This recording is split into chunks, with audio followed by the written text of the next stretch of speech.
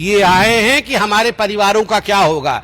Election commission जाए गड्ढे में, चुनाव आयोग जिए या ना जिए, रहे या ना रहे, हमारा परिवार रहना चाहिए। ना तो सोनिया गांधी देश के बारे में सोच रही है, चुनाव आयोग के बारे में सोच रही है, और ना ही लालू प्रसाद जी सोच रहे हैं देश के बारे में। ये सब हमार दुई को बबुआ कैसे ठीक से सेटल हो जाए।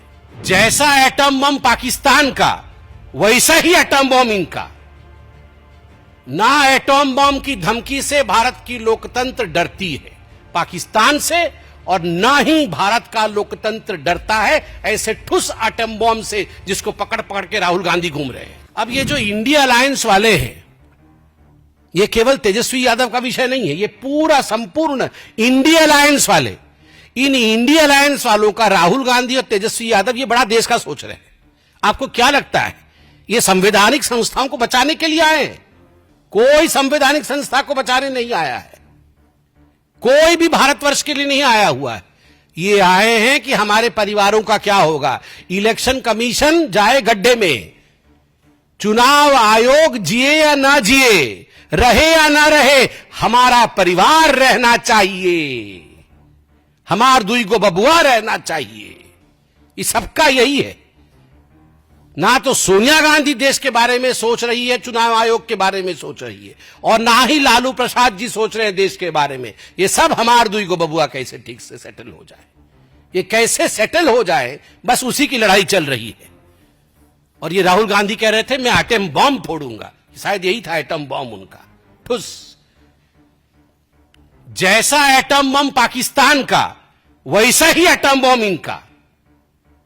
ना एटम बम की धमकी से भारत की लोकतंत्र डरती है पाकिस्तान से, और ना ही भारत का लोकतंत्र डरता है ऐसे ठुस एटम बम से जिसको पकड़ पकड़ के राहुल गांधी घूम रहे हैं।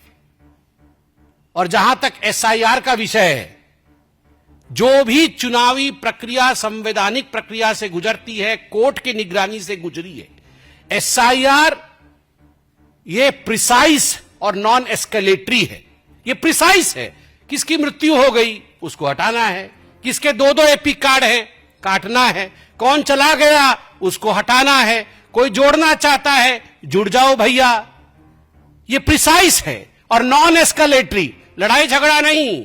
आपके बीएलए हैं, बूथ लेवल एजेंट, आपको दिक्कत है, बीएलए जाके बीएलओ को कंप्लेंट करे। बीएलओ को कंप्लेंट करने से बीएलओ नाम जोड़ेगा, ये काटेगा। आपके पास डॉक्यूमेंट होने चाहिए। तो ये नॉन एस्केलेटरी है। मगर कल जिस प्रकार से एस्केलेट करने की कोशिश की गई एटॉम बॉम्ब लेकर, अगर एस्केलेट करोगे तो अपने ही घर के अंदर के एयरबेस ध्वस्त होंगे। आज एयरबेस ध्वस्त हो गया है। ये तेजस्वी यादव जी जिस एयरबेस से सोच रहे थे कि वो चुनाव की छलांग लगाएंगे, चुनाव का उड़ान भरेंगे, वो ध्वस्त हो गया है अपनी ही करनी के कारण।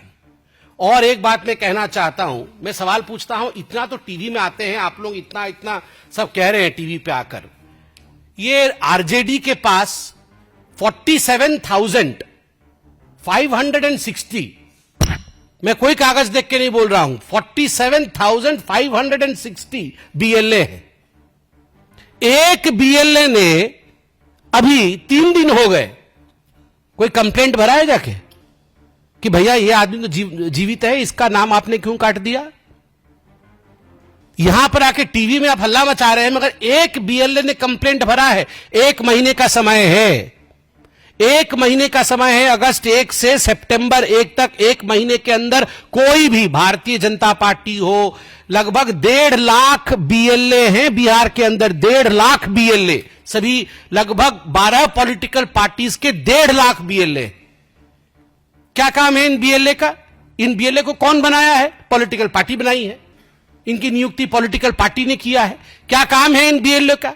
इन बीएलए का काम है, अरे इसका वोट कैसे कट गया, ये वोट तो जुड़ना चाहिए।